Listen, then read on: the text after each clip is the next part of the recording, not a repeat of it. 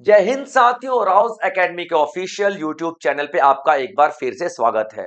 मैं जय ओझा लेकर के आया हूं एक और शानदार करंट अफेयर की क्लास आप सभी के लिए, जहां हम बात करेंगे केवल और केवल एग्जाम ओरिएंटेड फैक्ट्स की, यानी कि एग्जाम ओरिएंटेड न्यूज की।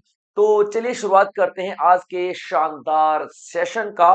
लेकिन देखेंगे हमारा आज का खूबसूरत विचार क्या कहता है। तो दोस्तों, जिंदगी में कैसा भी मोड़ आए, कभी हिम्मत मत हारना, क्योंकि तुम्हारी हिम्मत ही तुम्हें हर कठिनाई से बाहर निकालती है। हिम्मत एक ऐसा हथियार है जो आपको कभी भी हारने नहीं देती है। हिम्मत, आपका हौसला ही आपका सबसे बड़ी ताकत बनता है जब भी आप लोग कमजोर पड़ते हो। क्योंकि अगर आपका हौसला साथ नहीं है ना बच्चों, तो आप हार मान जाते हो, और हार मान जाओगे तो क्या ही जीतोगे। आपको जीतने के लिए लगातार प्रयत्न करते रहना पड़ेगा, और वो सब आपको मिलता है आपके निरंतर प्रयास से, ताकि आपका हौसला बरकरार रहे, आपका हौसला बना रहे। तो चलिए शुरुआत करते हैं, देखते हैं आपकी पहली न्यूज क्या है। तो एक मूवी है बच्चों, मणिपुरी मूवी। इसको अभी भारत की पहली ऐसी मूवी बन चुकी है, बूम मूंग बूंग, ठीक है बच्चों, जो बाफ्टा अवार्ड में एक अवार्ड लेकर के आई है। बाफ्टा क्या है, जैसे कि हमारा फिल्म फेयर अवार्ड होता है ना, भारत का हो गया, ऑस्कर हो गया इंटरनेशनल लेवल पे, वैसे ही बाफ्टा ब्रिटिशर्स का होता है। बाफ्टा क्या होता है? ब्रिटिशर्स का फिल्म फेयर होता है, यूं समझ लीजिए, ठीक है। ब्रिटिशर्स का फिल्म फेयर होता है बाफ्टा, ठीक है बच्चों, बाफ्टा। तो ये बाफ्टा एक बहुत बड़ा अवार्ड होता है, जो कि एंटरटेनमेंट, या फिर यूं समझ लीजिए कि जो कि टेलीविजन और आर्ट्स से रिलेटेड अवार्ड देता है, जो कि टेलीविजन एंड आर्ट्स से रिलेटेड अवार्ड देता है, ठीक है बच्चों। तो अभी ये जो बाफ्टा अवार्ड जो दिया गया है 2026 वाला, इसमें मणिपुर की एक मूवी पहुंची है। मणिपुर की नॉट पहुंची है, जीत भी चुकी है। मणिपुर की मणिपुरी भाषा में, ठीक है बच्चों, मणिपुरी भाषा की एक फिल्म आपको दिखाई देगी, और फिल्म का नाम क्या है? बूंग। फिल्म का नाम क्या है बच्चों? बूंग। बूंग, ये जो बूंग फिल्म है, ये जीत चुकी है अवार्ड, अवार्ड मिल चुका है इसको। और अवार्ड किस फिल्म, किस सेक्टर में मिला है, किस कैटेगरी में मिला है? Best children's and family film, ठीक है बच्चों, best children and family film, best children, best children and family film, ठीक है बच्चों, best children and family film, family film के नाम से हम लोग जानते हैं। यानी ये जब क्या है बच्चों, तो ये आपका एक कैटेगरी है। फिल्मों की अलग अलग कैटेगरी होती है, अवार्ड अलग अलग कैटेगरी में दिए जाते हैं। Best director, best actor, best music director, best director हो गया, बेस्ट प्रोड्यूसर, अलग अलग सेक्टर में दिए जाते हैं। जिसकी स्टोरी बहुत अच्छी है, जिसका म्यूजिक बहुत अच्छा है, अलग अलग कैटेगरी है।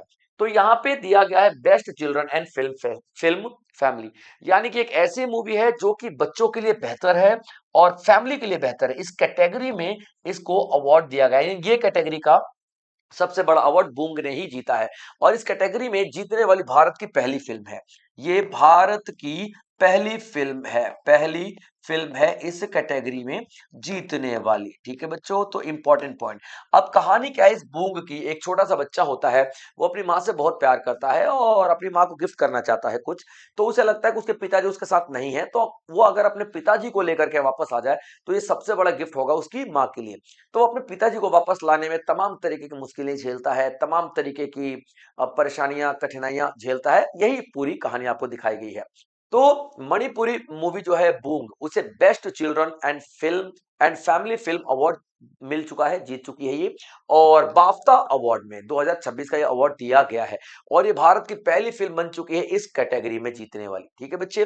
चलिए, और एक और इंफॉर्मेशन आप लोगों को इंपॉर्टेंट, ये अवार्ड रिसीव किसने किया है? ये जो अवार्ड है वो रिसीव किसने किया है? तो फरहान अख्तर ने किया है, ठीक है बच्चों। फरहान अख्तर आप लोग दिखाई देंगे, ठीक है, फरहान अख्तर आप लोगों को दिखाई देंगे, ठीक है बच्चों। फरहान अख्तर ने ये मूवी, ये अवार्ड रिसीव किया है, क्योंकि यही प्रोड्यूसर है इस फिल्म के, ठीक है बच्चे। चलिए आगे देख लेते हैं।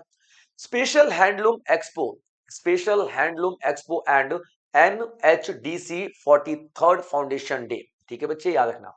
यहाँ पे अभी एक नेशनल, यानी कि विशेष हथकरघा प्रदर्शनी लगाया गया है। हथकरघा का मतलब क्या होता है? हाथों से बनाया गया सामान, यानी कि हैंडलूम। हथकरघा का मतलब क्या होता है? हैंडलूम। हैंडलूम यानी कि हथकरघा, हथकरघा। अब इसका मतलब क्या होता है? तो इसका मतलब होता है, हथकरघा का मतलब बच्चों हाथों से बनाया हुआ सामान, ठीक है। हाथों से बनाया हुआ सामान, से बनाया हुआ सामान, ठीक है बच्चों। ये टोकरियां हो गई, खिलौने हो गए, ये आपको दिखाई दे रहा है, तमाम चटाई वटाई ये सब कुछ, ठीक है। बनाया गया सामान, हाथों से बनाया गया जो सामान होता है उसे हम लोग क्या बोलते हैं? हथकरघा, यानी कि हैंडलूम, हाथों से बनाया हुआ सामान। तो इसी को बेचने के लिए एक पूरा एग्जीबिशन लगाया गया। देखिए बच्चों, भारत की जो कला है वो हाथों से ही निकलती है। हाथों से ऐसे ऐसे शॉल बना दिए जाते हैं, हाथों से ऐसे ऐसे कलाकृतियां बना दी जाती है कि जिसकी डिमांड पूरी दुनिया में उठ जाती है। तो आप यहाँ पे क्या देखोगे? हैंडलूम यानी कि हथकरघा, हाथों से बने हुए सामान बेचने के लिए यहाँ पे दिल्ली में, ठीक है, दिल्ली में एक आयोजन किया गया एग्जीबिशन का, ठीक है बच्चों। दिल्ली में एग्जीबिशन, एग्जीबिशन का मतलब क्या होता है? प्रदर्शनी। दिल्ली में एक प्रदर्शनी लगाई गई है। क्लियर बच्चों, याद रखना आप लोग। और ये प्रदर्शनी कब से कब तक? तो 23 तारीख से लेकर के, 23 फरवरी से लेकर के और 26 फरवरी के बीच में लगाई जा रही है, यानी कि 3 दिन का प्रदर्शनी होगा। आप लोग देखोगे यहाँ पे क्या होंगे? जो लोकल मैन्युफैक्चरर्स होंगे जो कि हाथों से सामान बना रहे, टोकरियां बना रहे, फूल बना रहे, खिलौने बना रहे, चटाइयां बना रहे, शॉल बना रहे हैं, साड़ियां बना रहे हैं, वो सभी आकर यहाँ पे अपना सामान बेचेंगे। क्लियर पॉइंट, याद रखना, ठीक है। थोड़ा नहीं, डेट को थोड़ा सा आप लोग चेंज करेंगे बच्चों, थोड़ा सा डेट आप लोग चेंज करेंगे, ये कोई और मेरे पास न्यूज माइंड में थी। तो आप यहाँ पे देखो कि 21 फरवरी से, ठीक है, 21 फरवरी से 2 मार्च तक की आप लोग यहाँ पे डेट लिखेंगे, ठीक है। चलिए, आगे ये डेट यूज होने वाली है तो माइंड में वही चल रहा था मेरे, कोई दिक्कत वाली बात नहीं है। चलिए, तो आप देखोगे 21 फरवरी से लेकर के 2 मार्च के बीच में ये पूरा इवेंट होगा और यहाँ पर हाथों से बनाया हुआ सामान बेचा जाएगा, ठीक है बच्चों, याद रखना। तो कहां पर होगा? ठीक है, तो हैंडलूम हाट लगाया गया है, हैंडलूम हाट लगाया गया है दिल्ली में, आपको बता ही चुका हूं। और इसको क्या बोलते हैं हम लोग? हैंडलूम हाट, यानी कि हैंडलूम हाट का मतलब क्या होता है? बाजार, ठीक है बच्चों। तो हैंडलूम को सामान बेचने के लिए क्या लगाया जा रहा है? बाजार लगाया जा रहा है। और इस बाजार का उद्घाटन किसने किया है? तो इस बाजार का उद्घाटन किया है बच्चों हमारे यूनियन टेक्सटाइल मिनिस्टर, ठीक है, union textile minister, union textile minister Giriraj Singh ने, ठीक है बच्चों, मिनिस्टर गिरिराज सिंह ने, याद रखना, गिरिराज, गिरिराज सिंह ने, ठीक है बच्चों, याद रखना आप लोग। तो आप क्या देख रहे हो यहाँ पे? गिरिराज सिंह ने एक हैंडलूम हाट यानी कि हाथों का बना हुआ सामान बेचने के लिए बाजार लगवाया है, एक प्रदर्शनी लगवाया है नई दिल्ली में। और ये 21 तारीख से लेकर के, यानी कि 21 फरवरी से लेकर के 2 मार्च तक चलेगा। इससे हमारे हैंडलूम सेक्टर को बहुत ज्यादा बढ़ावा मिलेगा, बहुत सारे इन्वेस्टर्स आएंगे, बहुत सारे परचेजर्स आएंगे। हो सकता है कि यहाँ पे कई नए नए जो जो आपको देखोगे स्टार्टअप्स भी इसी फील्ड में कई सारे खुल रहे हैं, तो कई सारे स्टार्टअप्स भी यहाँ पे खुलने की आप लोगों को यहाँ पे हो सकता है कि खुले, ऐसा देखने के लिए मिलेगा, ठीक है बच्चे। चलिए आगे आते हैं, अगला पॉइंट देख लेते हैं हम लोग यहाँ पे क्या है। ई नोज, इलेक्ट्रॉनिक नोज और electronic tongue to safeguard Tirumala prasad. देखिए, तिरुमाला जो मंदिर है, याद रखना, तिरुमाला वेंकटेश्वर मंदिर, ठीक है बच्चों, तिरुमाला, तिरुमाला वेंकटेश्वर मंदिर, ठीक है, याद रखना, तिरुमाला वेंकटेश्वर मंदिर कहाँ पर बच्चों? तो आंध्र प्रदेश में, आंध्र प्रदेश में बहुत ज्यादा प्रसिद्ध मंदिर है, बहुत ही ज्यादा प्रसिद्ध मंदिर आपको दिखाई देगा, तिरुमाला वेंकटेश्वर मंदिर, यानी कि Andhra Pradesh.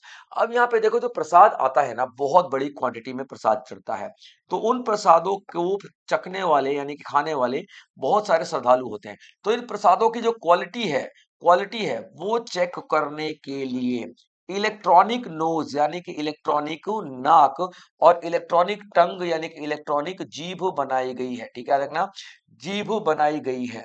Clear point, TONGUE, ठीक है बच्चों, TONGUE टंग, यानी कि जीभ बनाई गई है और नाक बनाई गई है इलेक्ट्रॉनिक वाली, याद रखना, ठीक है, इलेक्ट्रॉनिक नाक और इलेक्ट्रॉनिक जीभ बनाई गई है।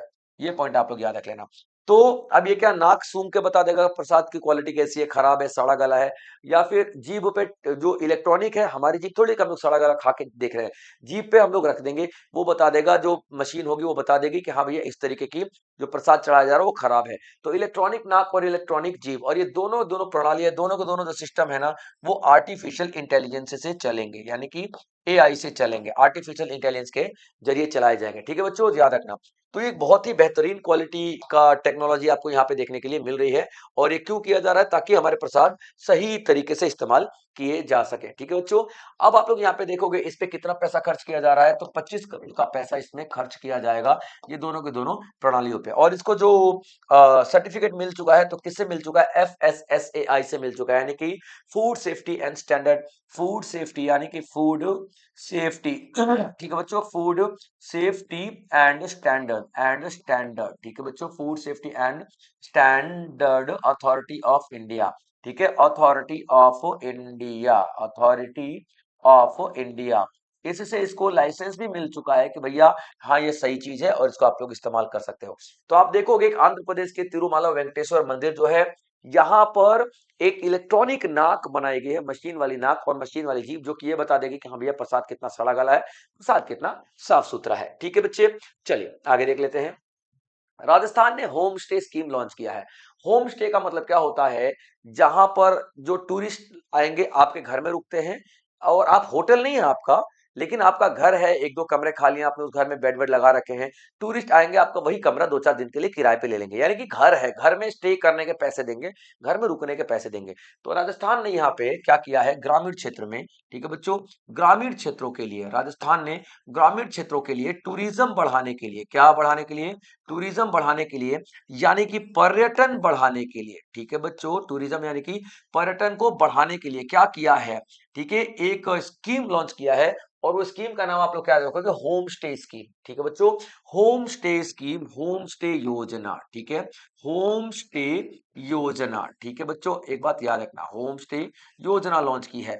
अब इस योजना में अपने ही घरों के कमरों को किराए पे दिया जा सकता है टूरिस्ट को। अब इससे क्या होगा, लोग आएंगे, टूरिस्ट बैठेंगे, आप लोगों के साथ उस घर में रहेंगे, खाना पीना आप ही देने वाले हो, तो इससे क्या होगा, लोकल लोगों को लोकल इनकम बहुत ज्यादा बढ़ने वाली है। ठीक है बच्चों, इसमें क्या हो जाएगा, लोकल इनकम बढ़ेगी, इसमें हमारा जो कल्चरल एक्सपेंशन होगा, ठीक है, याद रखना, इसमें क्या होगा, कल्चरल एक्सपेंशन होने वाला है हमारा, ठीक है, याद रखना, कल्चरल एक्सपेंशन होगा, यानी कि लोग आएंगे तो हमारे यहाँ का खाना खाएंगे तो देखेंगे भैया यहाँ का खाना बहुत बढ़िया है, तो हमारा कल्चर भी देखेंगे, हमारे त्योहारों को देखने के लिए लोग गांव में आएंगे। अब देखिए गांव में होटल नहीं होते, तो गांव में ये सारी सारी सर्विसेज देना बहुत ज्यादा जरूरी हो गया था, तो राजस्थान सरकार ने ये सारा का सारा एक सिस्टम लॉन्च किया है, एक योजना लॉन्च किया है। ठीक है बच्चों, याद रखना, नाम क्या है, तो राजस्थान सरकार, ठीक है बच्चों, राजस्थान सरकार ने लॉन्च किया है। तो अभी देखिए, राजस्थान होम स्टे योजना 2026 परिवारों को अपने घर पर्यटकों के लिए दर्ज कराने की अनुमति देती है, यानी कि अब आप लोग रजिस्ट्रेशन कराओगे अपने अपने घरों का, अगर जो भी चाहता है इस तरीके की सर्विस देना, तो पहले आप लोगों को सरकार से रजिस्ट्रेशन कराना पड़ेगा। ठीक है बच्चों, रजिस्ट्रेशन आप लोगों को कराना पड़ेगा। तो राजस्थान होम स्टे योजना 2026 परिवारों को अपने घर पर्यटकों के लिए दर्ज कराने की अनुमति देती है, जिससे ग्रामीण पर्यटन, स्वरोजगार और सांस्कृतिक संरक्षण और सतत सामुदायिक आधारित विकास को बढ़ावा मिलता है। यानी कि ग्रुप का ग्रुप यहाँ पे डेवलप होगा, बहुत सारे इनकम का सोर्स जनरेट होंगे, और हमारी नो डाउट जो कल्चर होगा वो भी दूसरे जगहों पे जाएगा, क्योंकि लोग आएंगे तो डेफिनेटली यहाँ पे देखेंगे, समझेंगे, एंजॉय करेंगे हमारे कल्चर को। ठीक है बच्चे, तो राजस्थान ने अनोखी पहल शुरू की है। मॉर्थ मॉर्थ ने लॉन्च किया है। अब मॉर्थ का मतलब क्या होता है, मॉर्थ ने लॉन्च किया है mobile lab for highway quality monitoring. सबसे पहले देखते हैं मॉर्थ क्या है, तो मॉर्थ यानी कि मिनिस्ट्री ऑफ, मॉर्थ का मतलब क्या है बच्चों, तो मिनिस्ट्री, ठीक है, याद रखना, मॉर्थ का मतलब क्या होता है, ministry of road, ministry of road and road transport, ठीक है, मिनिस्ट्री ऑफ रोड ट्रांसपोर्ट, ठीक है बच्चों, रोड ट्रांसपोर्ट एंड हाईवे, आप लोग ये बात ध्यान में रखना। तो ये मॉर्थ होता है, ठीक है, याद रखना, मॉर्थ, मॉर्थ यानी कि मंत्रालय, ठीक है बच्चों, कौन सा मंत्रालय, तो ministry of road transport and highway. इसने अभी एक मोबाइल लैब लॉन्च किया है। मोबाइल का मतलब क्या होता है, सुनने वाला हेलो तुम वाला मोबाइल नहीं, ये मोबाइल का मतलब क्या होता है, मूवमेंट करते रहने वाला लेबोरेटरी है। अब ये मूवमेंट करते रहने वाली जो लेबोरेटरी है, ये किस लिए बनाई गई है, ये रोड की क्वालिटी चेक करेगा, रोड की क्वालिटी चेक करके बताएगा कि रोड की क्वालिटी कैसी है। अब देखिए यहां से लेकर के अगर रोड यहाँ है तो जाहिर सी बात है भैया एक गाड़ी होगी, है ना, उस गाड़ी के ऊपर लेबोरेटरी होगी, गाड़ी के ऊपर ही लेबोरेटरी होगी। ये दिखाई दे रहा है, ये गाड़ी इसी के ऊपर ये लेबोरेटरी है। तो ये पूरे रोडों को घूमेगी, यहाँ टूटा हुआ है, यहाँ टूटा हुआ है, तो पूरे रोडों का क्या कर देगा ये अभी एक मतलब प्रारूप दे देगा कि भैया यहाँ पे रोड टूटा है, यहाँ पे बनाना है, वहां पे बनाना है। तो आप देखोगे यहाँ पे 4 राज्यों में इसको शुरू किया गया है, ठीक है। आप देखोगे एक तो गुजरात में शुरू किया गया है, एक राजस्थान में शुरू किया गया है, एक आप देखो कर्नाटक में शुरू किया गया है, ठीक है बच्चों, कर्नाटक में शुरू किया गया है, और एक आप देखोगे उड़ीसा में शुरू किया गया है। तो ये पायलट प्रोजेक्ट शुरू किया गया, अगर सक्सेसफुल हो जाता है तो पूरे देश में लागू कर दिया जाएगा। तो मॉर्थ ने गैर विनाशकारी परीक्षण तकनीक का उपयोग करके, और गैर विनाशकारी परीक्षण तकनीक क्या होता है कि भाई रोड पे कुछ विनाशकारी तो नहीं है ना, वो सारी की सारी चीजों को देखने के लिए, ठीक है। मोबाइल क्वालिटी कंट्रोल वैन, यानी कि क्वालिटी को कंट्रोल करने के लिए, क्वालिटी को कंट्रोल करने के लिए कौन सी वैन, तो मोबाइल वैन, मोबाइल का मतलब मूवमेंट करते रहने वाली वैन, ठीक है, लॉन्च किए गए।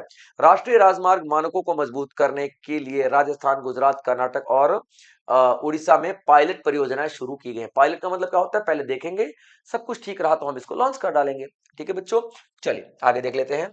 अगला, गोवा होस्ट कर रहा है 4th world ocean science Congress. याद रखना बच्चों, गोवा होस्ट कर रहा है, याद रखना, गोवा होस्ट कर रहा है फोर्थ, क्या फोर्थ लॉन्च कर रहा है, ठीक है, चौथा संस्करण यानी कि 4th एडिशन लॉन्च कर रहा है। और किस चीज का लॉन्च कर रहा है बच्चे, वर्ल्ड साइंस, ठीक है, याद रखना, world world ocean science, ocean का मतलब क्या होता है, महासागर, ठीक है बच्चों। ओशन साइंस कांग्रेस यानी कि एक ऐसी मीटिंग है जहां पर पूरी दुनिया भर से लोग आएंगे और किस चीज पे बात करेंगे, तो ओशन साइंस पे बात करेंगे, यानी कि महासागर से जुड़े हुए हर तरीके की टेक्नोलॉजी तकनीकों पर यहाँ पर बात की जाएगी, ठीक है। इसका है बच्चों 23 से लेकर के 26 फरवरी, इसका है 23 फरवरी से लेकर के 26 फरवरी तक के बीच में ये चलेगा। तमाम देशों से लोग आएंगे, बड़े बड़े एक्सपर्ट आएंगे, और जो एक्सपर्ट आएंगे, ठीक है बच्चों, वो बातचीत करेंगे, जो बड़े बड़े स्टार्टअप्स आएंगे या बड़े या छोटे स्टार्टअप सभी आएंगे, ठीक है। दूसरे देशों के डेलीगेट्स आएंगे, दूसरे देशों के डेलीगेट्स आएंगे, यानी कि प्रतिनिधि भी आएंगे, और ये सभी मिल करके बातचीत करेंगे कैसे हम लोग अपनी इस टेक्नोलॉजी को इम्प्रूव कर सकते हैं।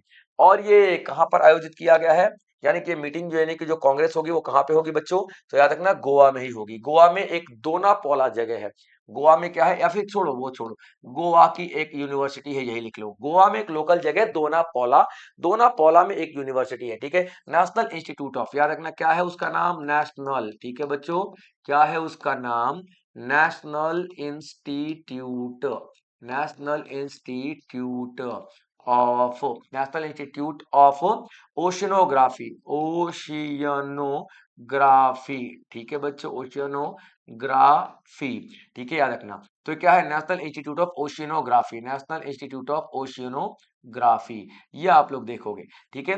तो ये गोवा में जो इंस्टीट्यूट है, और इसी ने ये पूरा पूरा इवेंट ऑर्गेनाइज किया है, पूरा पूरा इवेंट मैनेज कर रहा है। तो इस इवेंट का उद्घाटन किसने किया है, तो गोवा के सीएम जो है, याद रखना, प्रमोद सावंत, ठीक है। सीएम जो है, क्या नाम है उनका, प्रमोद सावंत, प्रमोद सावंत जो सर हैं, ठीक है, उन्होंने इसका उद्घाटन किया है। तो याद रखना बच्चों कि गोवा होस्ट कर रहा है 4th world ocean science Congress 2026, यानी कि जो समुद्र से जुड़े, महासागर से जुड़े जितने भी विज्ञानी जो खोज छानबीन टेक्नोलॉजी वगैरह उससे रिलेटेड यहाँ पर एक मीटिंग की जा रही है, और 23 से लेकर के 26 फरवरी 2026 के बीच में की जा रही है। नाउ नेक्स्ट इज निधि, निधि छिब्बर, निधि छिब्बर जो अभी इन्होंने एक चार्ज लिया है, निधि छिब्बर ने चार्ज लिया है सीईओ ऑफ नीति आयोग, ठीक है बच्चों, नीति आयोग, ये निधि छिब्बर जी हैं, निधि, ठीक है, याद रखना आप लोग, निधि छिब्बर, निधि छिब्बर जी हैं, इन्होंने नीति आयोग का, ठीक है बच्चों, क्या, नीति आयोग का सीईओ, सीईओ का पद संभाल लिया है, पद संभाला, ठीक है, याद रखना, पद संभाला है। अभी आप देखोगे कि इनसे पहले कौन थे, तो बीवीआर, इनसे पहले कौन थे, बीवीआर सुब्रमण्यम सर थे, ठीक है, सुब्रमण्यम मणियम सर थे, याद रखना। और ये जो इन्हीं को इन्होंने रिप्लेस किया है, इन्हीं की इन्होंने जगह लिया है, याद रखना बच्चों। जब भी हम लोग बात करते हैं ना अपॉइंटमेंट की। तो अपॉइंटमेंट पे आप लोग ज्यादा नहीं, दो तीन इंफॉर्मेशन याद रखना। कौन बना है, तो नीति छिब्बर मैम बनी है। और क्या बनी है, तो नीति आयोग के सीईओ बनी है। तो जिस ऑर्गेनाइजेशन की आप बात कर रहे हो ना, उसके बारे में आपको पता होना चाहिए। नीति का मतलब क्या होता है, नेशनल इंस्टीट्यूशन फॉर, ठीक है बच्चों, क्या है ये, नेशनल इंस्टीट्यूशन, ठीक है बच्चों, national institution for transforming India, transforming India, ठीक है बच्चों, फॉर्मिंग इंडिया, याद रखना आप लोग, ठीक है। National institution for transforming India, NITI Aayog, first जनवरी 2015 को बनाया गया था। योजना आयोग को हटा करके, यानी कि प्लानिंग कमीशन को रिप्लेस किया था इसने, ठीक है बच्चों, याद रखना। योजना आयोग यानी प्लानिंग कमीशन को इसने रिप्लेस कर दिया था। तो इसी जो सीईओ के, जो इसी नीति आयोग के सीईओ के रूप में निधि छिब्बर मैडम को अपॉइंट किया गया है। Clear point. अब ये नीति आयोग के सीईओ के रूप में जो भी डिसीजन से बोलेंगी।